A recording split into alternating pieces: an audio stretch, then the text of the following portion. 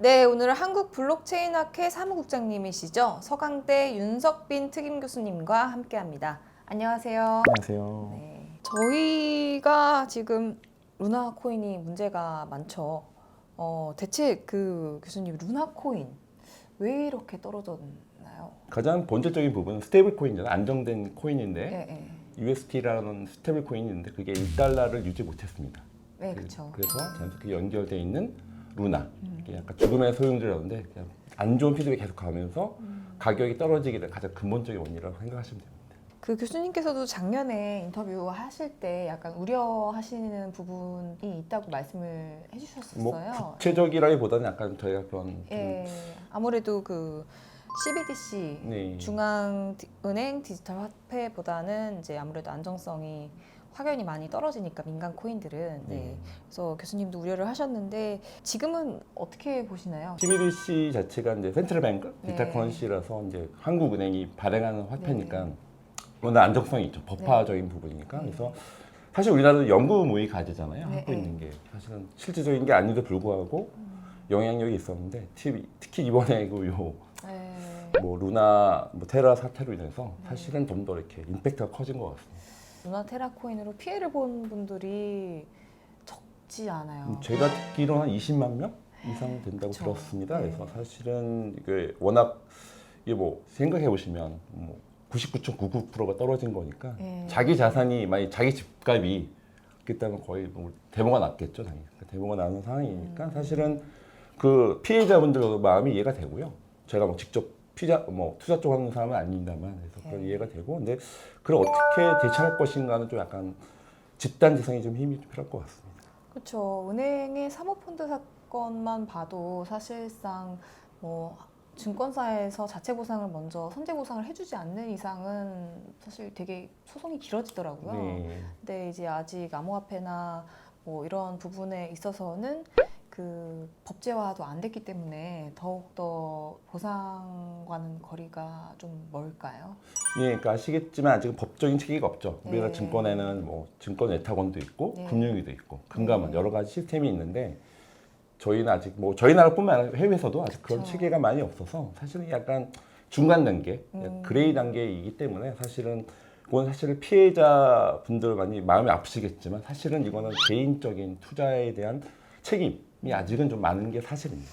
아직 그 상장 폐지를 안 한 거래소들이 많아요. 그거에 대해서는 또 어떻게 보시나요? 네, 사실은 뭐 거래소 자체에서는 사실은 뭐 수수료를 이미 많은 수익이 냈었죠. 네. 사실은 저도 뭐 제가 투자 쪽 직접 하는 건 아닙니다만 그래서 네. 이제 거래소 입장에서 보면 아마 이미 많은 거래로 인해서 수수료를 많이 챙긴 걸로 알고 있고요. 네, 그러니까 업비트 같은 경우에도 100억 정도의 수수료를 챙겼다 뭐 이런 이야기도 나오고요. 예. 이게 어느 거래소는 상장 폐지를 하고 어느 거래소에서는 거래하도록 이제 놔두고 있으니까 이게 저희 입장에서도 약간 혼란스럽더라고요. 주식 같은 경우에는 일괄 상장 네, 폐지가 맞습니다. 되잖아요. 그래서 그러니까 이게 그 부분은 약간 말씀을 드리면 네. 아직은 이제 말씀하신 것처럼 각각 그 거래소별로 의사결정하는 그쵸. 현재 상태고요. 우리나라 뭐 증권거래소처럼 네. 할 수 있는 아직 공시나 네. 그렇게 아직 프로세스가 없습니다. 그래서 사실은 그래서 말씀하신 약간 피해자를 더 줄이기 위해서는 각 네. 개별 거래소의 약간 의사결정으로 현재 이루어지고 있습니다. 그러면 혹시 이제 투자자들의 관점에서 루나코인 살아날 수 있을까요? 사실 그 질문 되게 많은 질문 중에 네. 하나인데요. 객관적으로 말씀드리면 사실은 뭐 여러 가지 그 파생 상품이 파생 여러 가지 네. 복잡한 메커니즘, 저는 기술적인 부분에서 약간 뭐 완전 다 뭐 펀지야 사기라고 보기는 어렵긴 한데 네. 그래도 불구하고 약간 그 신뢰를 잃은 거죠, 사실은. 이렇게 또 개인적으로도 뭐 어떻게든 이렇게 되살아나서 뭔가 이렇게 리워드가 있으면 좋겠다는 생각이 있긴 한데 네. 다른 여러 가지 사례를 보면 네. 사실은 뭐 인터넷, 모바일도 프레이트가 많이 이렇게 유저가 많았다가 네. 떨어졌는데 다시 회복하기는 어렵잖아요. 그렇죠. 그래서 제가 일반적으로 봤을 때는 회복되길 바라고 있으나 음. 그 가능성이 좀 많지는 않을 것 같다는 게 개인적 의견이에요. 그럼 가상자산과 관련해서 이제 입법화가 지금 진행이 되고 있잖아요. 작년부터 네. 해가지고 계속 논의가 나오고 있는데 그 교수님이 보시기에는 이제 금융 관련해서 이런 부분은 꼭 짚고 넘어가야 한다. 입법 과정에서 이런 부분들이 있다면 혹시 말씀해 주실 수 있는 게 예, 네, 말씀하신 것처럼 새로운 정부에서도 일단 이 마켓이 아직은 성숙도 떨어지고 그런 걸 인지하고 계신 것 같고 입법 과정에서는 뭐 기본법이 나오고 있잖아요. 업권법이나 이런 부분에서 크게 보면 두 가지. 하나는 규제적인 부분, 네. 한쪽은 지능적인 측면이 있는데 네. 규제적인 측면에서 본다면 뭐 공시라든지 아까 말씀드렸던 기본 가이드라인 자체가 네.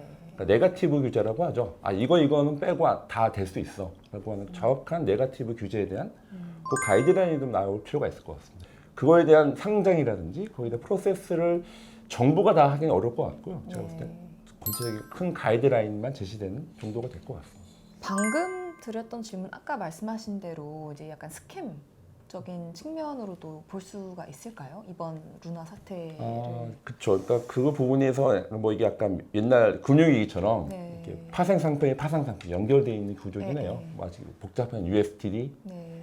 뭐 루나, 뭐 앵커 프로토콜, 뭐 오늘 이 시간 다 그 키워드를 말씀드릴 때 여기 파생 상품 계속 연결되어 있는데 네. 네. 그것들에 대해서 사실은 지속적으로 이렇게 상승되는 메커니즘에 대한 것만 고려돼 있었고 네. 그거가 만약에 다운됐을 때나 그러니까 안전 장치가 좀 부족했던 건 맞는 것 같습니다.